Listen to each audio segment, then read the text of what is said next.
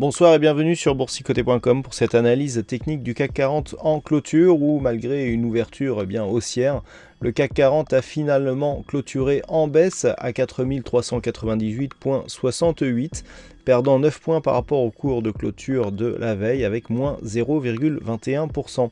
Donc une poursuite du mouvement baissier, pourtant on avait bien ouvert en hausse ce matin, je vous parlais plutôt de rebond technique, mais force est de constater qu'on a quasiment ouvert sur le plus haut et que la séance a été quasiment toute la journée orientée à la baisse. Donc on vient ici attaquer le retracement des 61,8% de Fibonacci. Cette zone invalide, je dirais, la poursuite du mouvement haussier, puisque même si on revient ici en clôture à l'intérieur de cette zone, il y a ici une neutralisation de la dynamique court terme. Du point de vue des autres signaux et donc notamment des indicateurs, nous avons un RSI qui est toujours neutre ici et qui évolue au milieu de cette zone.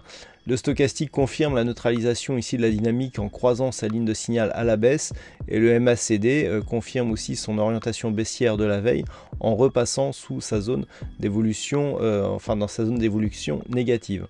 Les volumes sont équilibrés et dans la moyenne sur cette séance, alors que nous assistons à une hausse de la volatilité. Alors, tous les signaux sont réunis quasiment pour dire que voilà, on est vraiment sur une phase de baisse.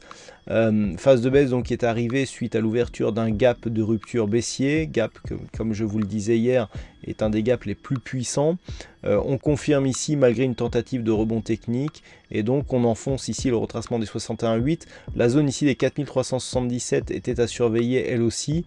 Cette zone a été attaquée d'une manière très agressive, même si la clôture ici se fait juste au-dessus de cette zone. On voit bien ici qu'il manque maintenant très peu de choses pour revenir sur cette zone des 4310, 4311. Par rapport ici à la configuration, comme je vous le disais hier, on n'est pas sur un gros retournement baissier, puisque nous avons ici, suite aux multiples contacts sur la bande de Bollinger supérieure, un contact bol inférieur, mais avec des cours qui cassent quand même à la hausse cette moyenne mobile 20 exponentielle. Alors certes, on avait une dynamique haussière ici très forte qui est cassée ici par un gap de rupture, mais là, quand on regarde finalement la baisse, en clôture, il n'y a pas énormément de différence.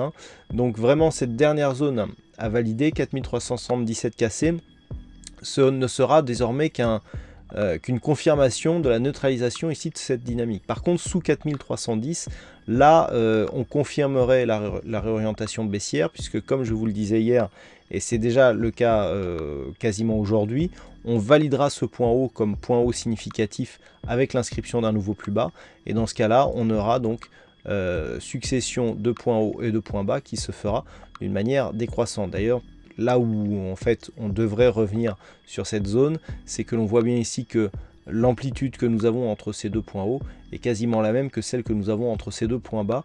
Donc il est assez probable que nous ayons ici la naissance d'un nouveau trend baissier qui est en train de prendre forme, même si la dynamique ici est relativement faible. On restera quand même, en cas de rupture ici baissière, dans une confirmation de mouvement baissier court terme.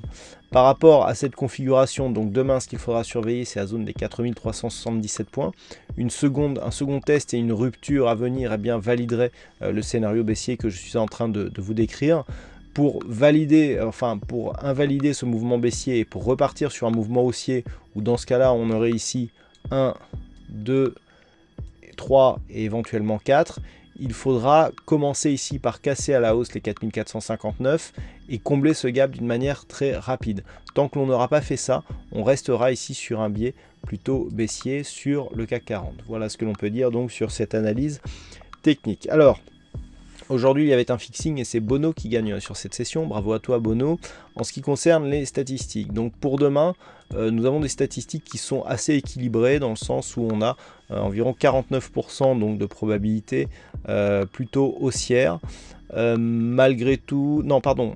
C'est 49% de probabilité haussière. Alors pourquoi je dis pas 51% baissière? Parce que tout simplement, on a beaucoup plus de potentiel à la hausse sur cette statistique qu'à la baisse. Donc c'est quasiment équilibré, hein, 49 c'est quasiment 50-50, par contre plus de potentiel à la hausse. Et cette statistique tente à se confirmer sur les 5 prochains jours, puisque nous avons a priori un potentiel donc qui statistiquement devrait être plus fort à la hausse qu'à la baisse sur donc les 5 prochains jours, alors peut-être même sur une distance, enfin sur une durée un peu plus courte, sachant que la conviction, elle, n'a pas l'air de monter énormément. Toutefois, le nombre d'occurrences significatives a remonté fortement, donc il y aura une statistique significative pour cette séance et donc pour vous guider pour la séance de demain, voire les prochaines. Voilà donc pour cette analyse technique du CAC 40. Passez une bonne soirée, bonne chance dans vos prochains trades et on se retrouve donc dès demain pour d'autres analyses techniques sur le site boursicoté.com.